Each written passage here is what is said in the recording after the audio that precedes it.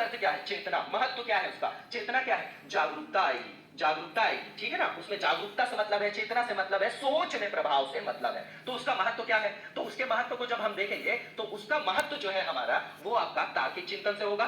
तार्किक चिंतन से, जो मध्यकाल में, जो पूर्व काल में जो चल रहा था कि आस्था केंद्रित, चर्च का राज, पोप का राज, ठीक है, ईश्वर, ईश्वर की सत्ता, ठीक है, व्यक्तिवाद, व्यक्ति को किसी तरीके की प्राथमिकता नहीं दी जाती थी। तो अब क्या होगा? अब तार्किकता की बात होगी, तार्किक चिंतन होगा, अब व्यक्तिवाद होगा, मतलब व्यक्ति से समाज बनेगा, समाज से व्यक्त नहीं बनेगा। व्यक्तिवाद, यही आपकी जड़ है लिबरलिज्म की, ठीक है ना। सारी जो आइडियोलॉजी ना, उसी को रख के केंद्र में हम पूरी वर्ल्ड हिस्ट्री को बहुत अच्छे से समझ सकते हैं, ठीक है। तो व्यक्तिवाद आ जाएगा, उसी के साथ आपका क्या आ जाएगा? मानववाद। मानववाद का मतलब क्या है? जो आप आर्टिकल 21 में आज देखते हैं कि जीवन जीने का अधिकार किसके साथ? गरिमा के साथ। भैया जीवन तो पशु भी जीते हैं, लेकिन मनुष्य को गरिमा में जीवन जीने के लिए, उसको सर्वांगीण विकास करने के लिए जो सारी जरूरत के जो अधिकार हैं, जो स्वतंत्रताएं हैं, वो उसको क्या की जाए? प्रदान की जाए। उसके साथ ही आप देखेंगे तो एक बिल्कुल नया फीचर, जो साहसिक मनोभाव देखते हैं। जैसे कि आप भौगोलिक यात्राएं देखते हैं ना, कोलंबस कर रहे हैं, वास्को डी गामा कर रहे हैं, तो पहले सोचते थे कि भैया ये आपका क्या हो गया? अटलांटिक आपका ओशियन, ये मान लीजिए साउथ, बिल्कुल जो है वो बिल्कुल प्रतीकात्मक अपन मैप बनाते हैं यहाँ पे कि जैसे ये नॉर्थ अमेरिका हो गया, साउथ अमेरिका हो गया, ये आपका यूरोप वाला क्षेत्र हो गया, ये आपका अफ्रीका वाला, तो ये क्या है? अटलांटिक। तो पहले लोग सोचते थे कि भैया उधर जाएंगे तो जिंदा बचेंगे कि नहीं बचेंगे। तो अब खोज के लिए जो साहसिक मनोभाव, उसी से तो विकास होगा, उसी से तो विश्व की जानकारी होगी। तो साहसिक मनोभाव देखेंगे हम वहां पे कि चीजों को जानने के लिए वहां पर क्या उत्सुकता शुरू हुई। तो शुरुआती दौर में जब आप पुनर्जागरण देखेंगे तो उसका केंद्र देखेंगे तो क्या क्या रहेगा? इटली रहेगा आपका, उसमें फ्रांस रहेगा आपका, फ्रांस के बाद आप ले लीजिए ब्रिटेन को, ब्रिटेन के बाद आप पुर्तगाल ले लीजिए, पुर्तगाल के अलावा आप ले लीजिए, पुर्तगाल ले लीजिए, और आप पश्चिमी यूरोप को पूरा क्या करिए? समग्रता में लेकर चलिए। तो ये जो थे, ये मेन नाम थे। अब क्या था कि इसके पहले, पुनर्जागरण के पहले स्थिति कैसी थी? सामाजिक पृष्ठभूमि थोड़ा समझते हैं हम कि आम लोग जो थे, आम लोगों को ही तो समस्या होती ना, एलिट क्लास के लोगों को तो कोई समस्या थी नहीं, जो पादरी वर्ग के थे, उच्च वर्ग के थे। अब आम लोगों में दो तरीके का मेनली बंधन था, प्रमुख रूप से दो तरीके का बंधन था। एक तो भैया राज्य का बंधन, ठीक है ना, कि टैक्स लेंगे और अपने हिसाब से हम काम कराएंगे। दूसरा जो बंधन था सबसे बड़ा, वो धार्मिक बंधन भी था। चर्च की सत्ता, पोप की सत्ता, वो राज्य से डरते ही नहीं थे, वो राज्य को भी चुनौती देने के लिए तैयार हो जाते थे, किसी तरीके का टैक्स नहीं देते थे, और बहुत लैविश लाइफ जीते थे, बहुत विलासितापूर्ण जीवन जीते थे। और यो यहाँ तक भ्रष्ट हो गए थे कि बोलते थे भैया आपने कोई क्राइम किया, जैसे एग्जाम्पल के लिए ले लिए कि आपने 2 मर्डर कर दिए, आइए आप पैसे दीजिए और आप पैसे देंगे, हम ईश्वर से आपकी सिफारिश करेंगे और आप पाप से मुक्ति पालेंगे, ठीक है ना। ये सिर्फ एक एग्जांपल के लिए मैंने आपको बताया है। अब क्या हुआ कि जो आधुनिक विश्व है, जो पुनर्जागरण में मांग कैसे होगी, अपने से सोचिए आप, जो ये राज्य और धर्म का बंधन है, क्या इससे आम जन शोषण से, इससे मुक्ति नहीं चाहेगा? बस यही पूरी थीम है कि राज्य और धर्म के शोषण से मुक्ति का जो केंद्रीय बिंदु है, वही आधुनिक विश्व इतिहास का क्या है? आधार है, ठीक है ना। अब पुनर्जागरण के ऊपर आ जाते हैं अपन। अब जो अपना पुनर्जागरण है वो है क्या भैया? तो जो पुनर्जागरण है आपका, उसका मतलब मैंने बता दिया कि सो रहे थे फिर से जग जाएंगे, ठीक है ना। और जब भारत के संदर्भ पढ़ेंगे तो नवजागरण, मतलब सोए नहीं थे हम, प्रगतिशील थे, लेकिन कुछ चेंज करने की थोड़ी देर के लिए अपन रेस्ट कर रहे थे, फिर उठ गए, ये फर्क है। लेकिन वहां का जो पुनर्जागरण था आपका, जो यूरोप के संदर्भ में देख रहे हैं, वो बहुत व्यापक था। सिर्फ हमारे यहाँ तो है, उसको हम पढ़ते हैं धार्मिक सुधार आंदोलन, धार्मिक और सामाजिक सुधार आंदोलन के संदर्भ में पढ़ते हैं। लेकिन वहां पे आप देखेंगे तो वैज्ञानिक भी है ना, तार्किक भी है, शैक्षणिक भी है, धार्मिक भी है, राजनीतिक स्तर पे भी है, आर्थिक स्तर पे भी है ना। तो वो बहुत व्यापक रूप में था, ठीक है ना। अब वो आधुनिक चिंतन की शुरुआत हो जाएगी। जो आपका वहां का जो मध्यकाल का एरा था, जिसको अंधकार का युग बोलते हैं, उसमें क्या था? वहां पर आस्था, आस्था का विषय क्या था? सर्वोपरि था, है ना, ईश्वर केंद्रित विचार। मतलब क्या? जो आपकी, मतलब जो अलौकिक जो मान्यताएं थी, विश्वास थी, उस पर केंद्रित थी। अब उसका बिल्कुल उलट हो जाएगा भैया, तर्क करने लग जाएंगे लोग कि ऐसा तो होता नहीं है। बहुत लोग, उनका जैसे मार्टिन लूथर जी का नाम सुना होगा आपने, तो उन्होंने चर्च के सीधे सीधे 95 पॉइंट पे तर्क रख दिया कि भैया ये सही नहीं है, जो सही हो आप मेरे से तर्क पे बात करो, है ना। तो वो जैसे ही अपोज करेंगे, लोगों में जागरूकता आएगी, ठीक है ना। तो अब इसका प्रभाव कैसे पड़ेगा? पुनर्जागरण का हम प्रभाव देखें तो कैसे कैसे पड़ता है, तो प्रभाव हम देखेंगे समाज पे। तो समाज पे देखेंगे तो कैसा प्रभाव पड़ेगा? तो हम कला को देखेंगे, कला पे किस तरीके से, जैसे आप स्थापत्य ले लीजिए, स्थापत्य आप देखते हैं जैसे इमारतें बनती है, तो पहले की जो इमारतें बनती थी वो बहुत चौहद्दी से घिरी होती थी। जैसे फोर्टिफिकेशन आप सुनते हैं, वहां बहुत ज्यादा क्या होती थी? रोशनी वोशनी की व्यवस्था नहीं थी, और मनुष्य के सुख सुविधाएं, जो आपकी भौतिक जो आपकी सुविधाएं होती थी, उसको केंद्र में नहीं रखा जाता था। लेकिन अब जो आपकी इमारतें बनेंगी, जैसे आप स्थापत्य में बहुत फेमस नाम सुनते होंगे माइकल एंजेलो का, किसका? माइकल एंजेलो का नाम सुनते होंगे। तो अब जो इमारतें बनेंगी वो बिल्कुल रोशनी से चकाचौंध, और ऊपर से वहां पर जो मनुष्य की भौतिक सुख सुविधाओं का ध्यान रखा जाएगा, वहां पर वैसा कंस्ट्रक्शन किया जाएगा। मूर्ति कला, अब मूर्ति कला होगी तो कैसी होगी कि वहां पर अब ईश्वर की मूर्तियां बनती थी और जो विशेष लोगों की जैसे साधु संत वगैरह की, पादरी की, लेकिन अब आम जन की मूर्तियां बनेंगी और आम जन की मूर्तियां भी धीरे धीरे उसमें भाव निरूपण, भाव दिखाई देगा, है ना। सुख दुख जो मनुष्य के जीवन के विभिन्न भाव है, जिसको बोलते हैं कि कोई भी जो मूर्तिकार होता है वो शरीर क्रिया विज्ञान को बहुत अच्छे से समझता है और उसको वहां पर निरूपित करता है। वहां पर आप चित्रकला में देखेंगे तो सौंदर्य को केंद्र में रखा जाएगा। पहले में क्या था, आध्यात्म मेन विषय था, ठीक है। संगीत में भी आनंद के लिए अब वहां पर संगीत का क्या होगा, वहां पर संगीत को बनाया जाएगा जिसमें केंद्र में आनंद को रखा जाएगा। मतलब जो कला था, अगर क्रक्स देखें तो कला में किस तरीके का प्रभाव पड़ेगा, तो भैया वहां पे जो धार्मिक विषय थे उनसे स्वतंत्र होना प्रारंभ हो जाएगी कला और धीरे धीरे उसका क्रमिक विकास होगा, ठीक है ना। अब क्या था कि अगर आप देखेंगे तो साहित्य में आप देखिए, साहित्य जो है बहुत मेजर रोल प्ले करता है किसी भी राष्ट्रवाद की चेतना को आकार ग्रहण करने में। तो साहित्य देखें तो पूरे यूरोप में हम पहले देखें तो भैया पूरे यूरोप में लैटिन भाषा जो थी, मतलब भाषा का प्रभुत्व स्थापित था, केवल लैटिन भाषा, मतलब वो अभिजात वर्ग की भाषा थी। जैसे भारत के संदर्भ में आप एग्जाम्पल कनेक्ट करिए कि सब लोग जो थे, जो सारे अपने मेन जो अपने टेक्स्ट थे वो संस्कृत में थे। अब संस्कृत में थे तो भैया संस्कृत तो आपके मतलब उच्च वर्ण जो सवर्ण के लोग ही पढ़ सकते थे, है ना, नीचे वर्ग के लोग नहीं पढ़ सकते थे। तो अब वो जैसी व्याख्या करेंगे, बोलेंगे ऐसा लिखा है तो लोगों को वैसा मानना पड़ेगा। लेकिन जैसे जैसे उसका ट्रांसलेशन होगा, लोग उसको पढ़ेंगे समझेंगे तो वो वहां पर संवाद चालू करेंगे और संवाद से फिर प्रगतिशील समाज की स्थापना होगी। ठीक उसी तरीके से वहां पर लैटिन भाषा थी। अब लैटिन भाषा का प्रभुत्व था तो अब धीरे धीरे आपकी क्षेत्रीय जो भाषाएं थी, जो क्षेत्रीय भाषाएं थी, उनका विकास और उद्भव प्रारंभ होगा। और अभी ही विकास होगा किसका, जो आज पूरे विश्व में सबसे ज्यादा एक्सेप्टेबल है, जो आपकी अंग्रेजी है। अंग्रेजी के अलावा आपकी फ्रेंच है, फ्रेंच के अलावा आपकी इटालियन, इटालियन के साथ ही आप स्पेनिश वगैरह भी देखते हैं। तो अब जब एक भाषा एक राष्ट्र का विचार आएगा तो आप सोचिए कि राष्ट्र राज्य की अवधारणा यहां पर मूर्त रूप लेगी कि नहीं लेगी, लेगी ना।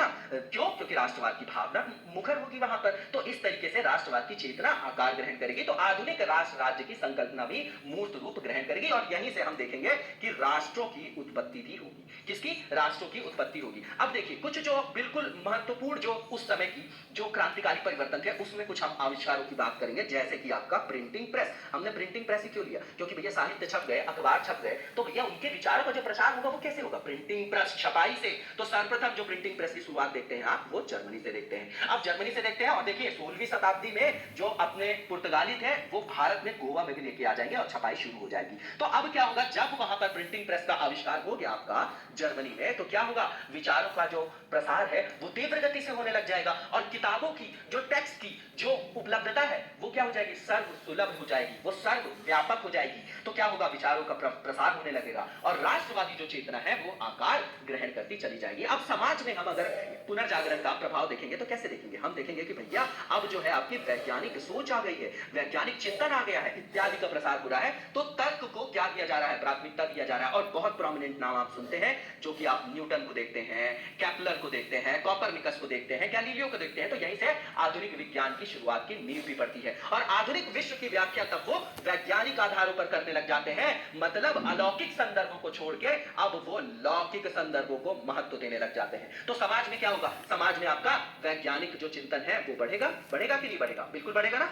ठीक है, उसके साथ ही क्या होगा, जो आधुनिक शैक्षणिक संस्थानों की स्थापना भी की जाएगी और ब्रिटेन वो पहला राष्ट्र बनेगा जो उपरोक्त आयामों को बिल्कुल प्रभावी रूप से लागू करने के लिए संस्थागत जो आपका अध्ययन होगा उसको लागू करेगा, ठीक है ना, उसको शुरू करेगा। जैसे कि वहां पर एग्जांपल के लिए अपन देखें तो एक साइंटिफिक आपकी सोसाइटी बनी थी, ठीक है, वहां पर चर्चा होगी, संवाद होगा, तो वो जो नॉलेज है आपका वो पीढ़ी दर पीढ़ी जाएगा। देखिए भारत के संदर्भ में देखिए हमारे यहाँ बहुत ही बढ़िया चिंतन था, बहुत ही अच्छी आप शुरुआत देखते हैं बिल्कुल एंशिएंट इंडिया में, आर्यभट्ट देखते हैं, वराह मिहिर देखते हैं, है ना, भास्कर देखते हैं आप, ठीक है। तो बहुत सारे लोग हैं, चरक है, सुश्रुत है, लेकिन उस समय हमारे यहाँ संस्थागत प्रयास नहीं हुआ, ठीक है। तो उसका खामियाजा हमको भुगतना पड़ा। और देखिए आप ब्रिटेन को कि यहां से वो वहां पर मतलब यूरोप को देखिए पूरा कि वहां पर यहां पर शुरुआत होती है वैज्ञानिक चिंतन की और वो उसको संस्थागत स्वरूप देते हैं, साइंटिफिक सोसाइटी बना देते हैं। तो उससे ज्ञान का स्थानांतरण जो है पीढ़ी दर पीढ़ी होता चला जाता है, ठीक है ना। उसके साथ ही अब क्या होगा, बहुत बड़ा क्रांतिकारी परिवर्तन होगा,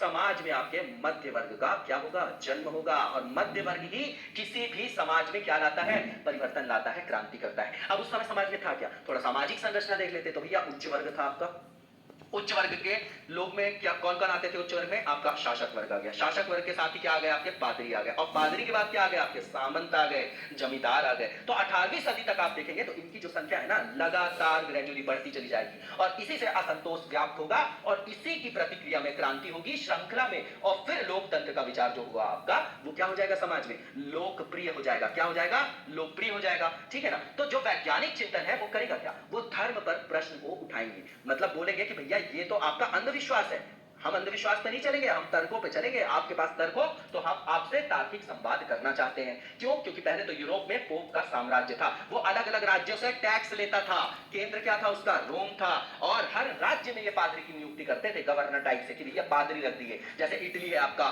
फ्रांस है आपका, बेल्जियम है आपका, ऑस्ट्रिया है आपका, और वहां से टैक्स वसूलते थे, और राज्य की हिम्मत नहीं थी कि वो पोप को चुनौती दे। मैंने आपको ये पहले ही बता दिया। ठीक है ना? अब जो है जर्मनी के एक शख्स मार्टिन लूथर के बारे में मैंने आपको बता ही दिया। अब क्या होगा? वहां पर धार्मिक सुधार भी होगा। धीरे धीरे जो आपका पश्चिमी यूरोप है वहां पे पूरी लहर के रूप में यह आकार ग्रहण करेगा। तो पहली बार आपका जो पोप होगा वो थोड़ा अपनी शक्ति में कमी, ह्रास का महसूस करेगा, और यहीं से आपका कॉन्सेप्ट उभर के आएगा राष्ट्र की संप्रभुता। संप्रभुता का मतलब क्या? कि राज्य की, राष्ट्र के शासन में किसी बाह्य शक्ति का हस्तक्षेप ना हो, और यहीं से राष्ट्र की जो संप्रभुता है उसके सशक्त होने की जो परंपरा है उसकी शुरुआत होगी। अब आप समझिए, अगर हम राज्य से धर्म के हस्तक्षेप को हटाएंगे तो क्या आएगा? क्या आएगा? पंथ निरपेक्ष जो राज्य के स्वरूप की अवधारणा है उसकी नींव आप यहीं से देखेंगे। ठीक है ना? और साहसिक जो मनोभाव है मैंने बता ही दिया भौगोलिक यात्राओं के बारे में। कोलंबस है, कार्पिस है आपके, पिजारो है आपके, तस्मान है जिन्होंने तस्मानिया की खोज की थी। तो ये सब कौन थे?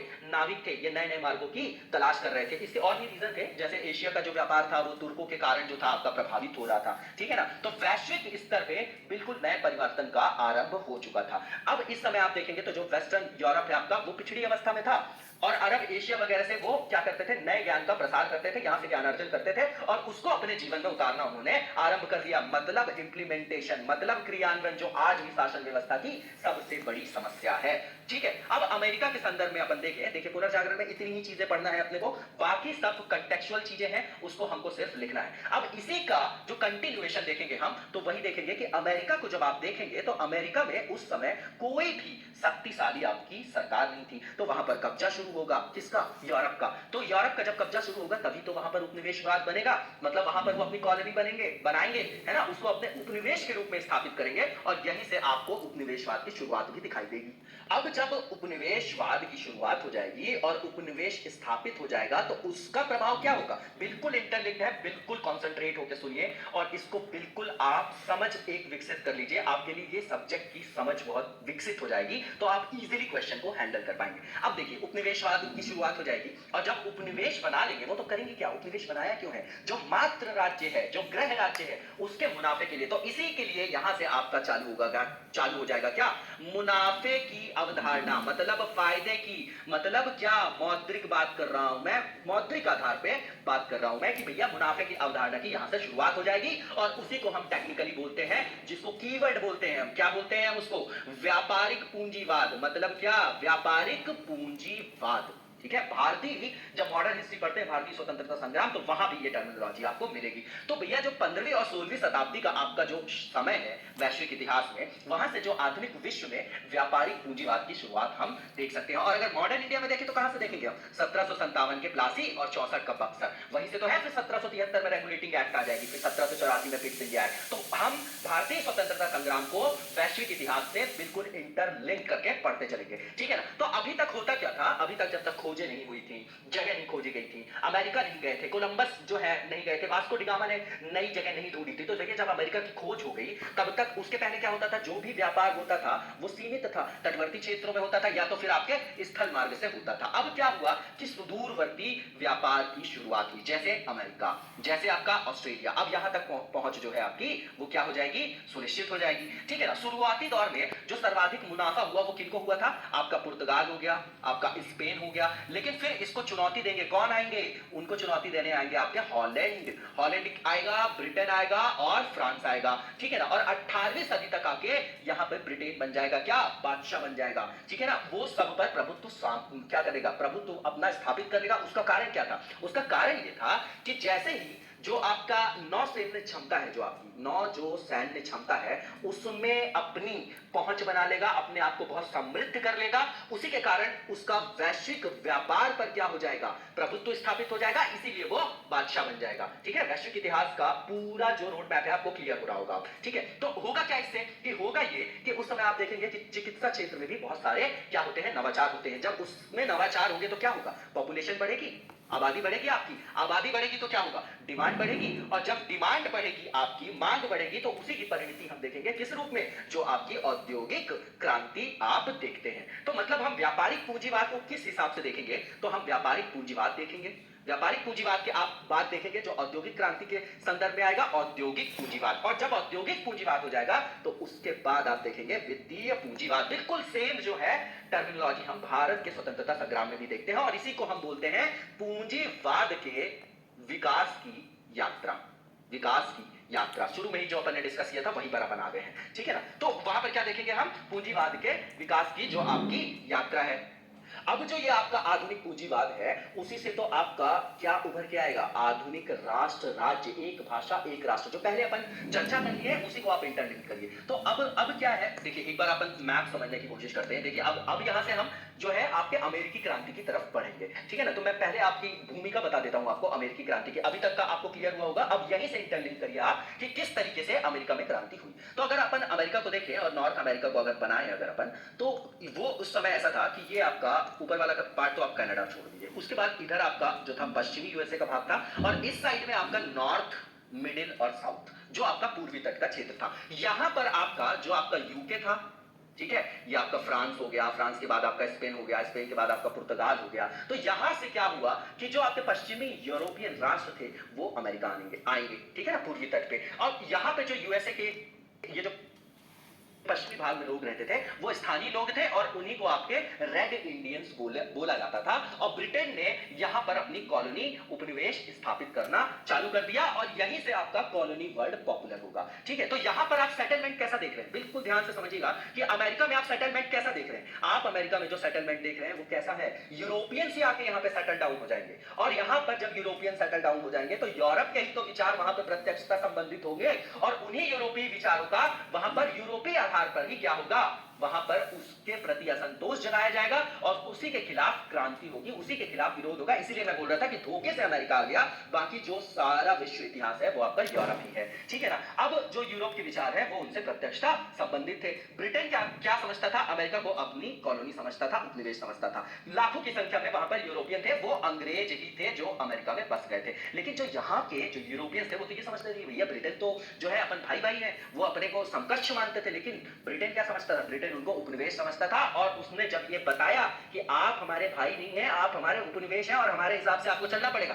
तभी असंतोष उभरेगा और तभी वो अमेरिकी क्रांति के रूप में परिणति प्राप्त करेगा, ठीक है ना। तो अमेरिकी क्रांति था क्या, अमेरिकी क्रांति अंग्रेजों के विरुद्ध अंग्रेजों का ही विद्रोह था, समझिएगा बात को, क्योंकि वही अंग्रेज तो वहां पर जाके सेटल डाउन हो जाएंगे, और उन्हीं यूरोपीय विचारों से जो आपके पुनर्जागरण प्रबोधन से चला आ रहा है उसके ही आधारों पर वो यहाँ पर क्रांति करेंगे, ठीक है ना। और इस अमेरिकी क्रांति में अब